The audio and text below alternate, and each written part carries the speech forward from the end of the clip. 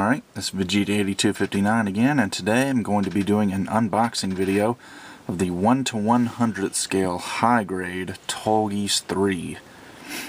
Now, this kit was originally released in 1997 for the movie Endless Waltz, and let's see, retails for 2,500 yen. I know that seems a little bit expensive, but there's good reason for it. So anyway, this is the front of the box. I always thought all the Endless Waltz 1/100 scale kits had very nice box art. So anyway, here's the side of the box showing off a painted, finished, completed picture of the Tallgeese III, as well as the giant beam cannon that it has. This kit does come with a small figure of Zex Marquise in his Preventer pilot suit, and showing off other features like the beam saber and the shield and the thruster pods on the back. There's the top of the box. And the other side shows off why this kit is a little bit pricey, because not only can you make the Tallgeese III, but it also gives you parts to make the Tallgeese 1 and 2 as well. You can't build all three of them from this box, but you have the parts to build one out of the three. So you can build either the Tallgeese 1, 2, or the 3. So I thought that was a really, really nice move on Bandai's part, since the Tallgeese 1 and 2 never got high grades back in '95 while the show was airing. Anyway, here's some info about Endless Waltz and two other releases in the series, Nataku and Wing Zero Custom. So let's go ahead and open this up. Alright. First up is the A runner, which is mostly blue. It's got pretty much parts for the thruster pods, the waist, and the back skirts. We've also got 3 yellow parts for the crest on Tallgeese's forehead and 2 chest vents. And you've got, flip it around, 2 clear pink beam sabers. You get a small sheet of stickers, most of them go on the shield. And you get a 1/20th scale figure of Zex Marquise, molded all in kind of a flesh tan color.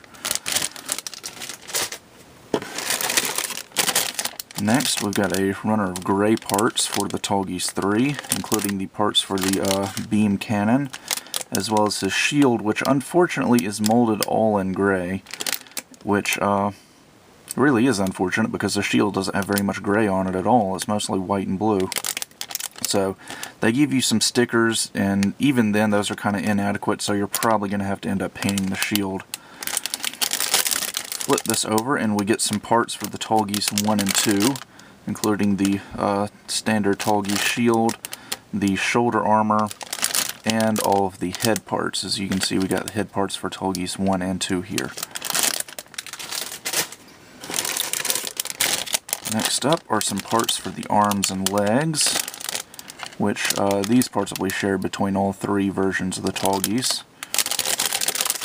And on the other side we get Tallgeese III's heat rod, which is molded all in gray. And again, I found that kind of odd. The color choices on this kit in general are odd to me, because Tallgeese III is supposed to be mostly white with a few little blue accents, but they decided to mold him in this kind of off-white grayish color, and then kind of a medium gray right here, so that just puzzles me. Anyway, here we've got some more gray parts. These are mostly for the joints. We've got the feet down here and the torso right there.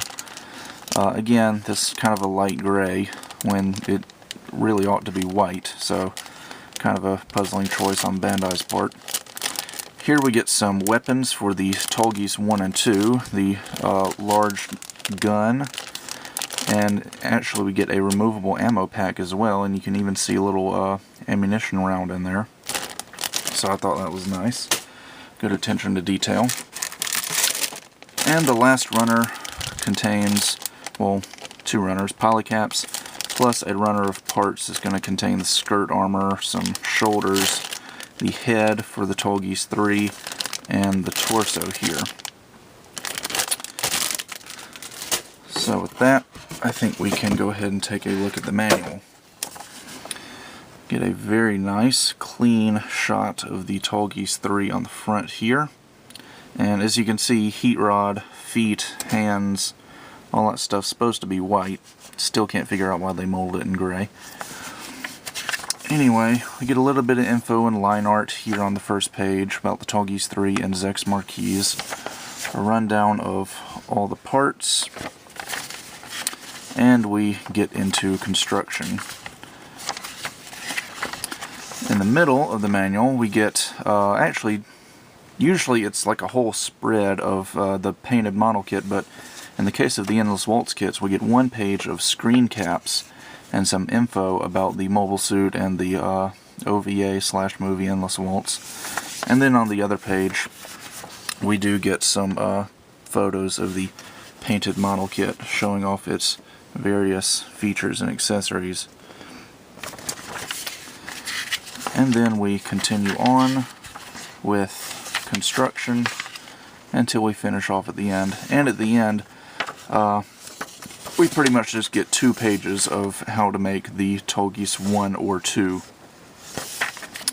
And on the back we get a color guide, very small up at the top, and a back shot of the painted Tallgeese 3.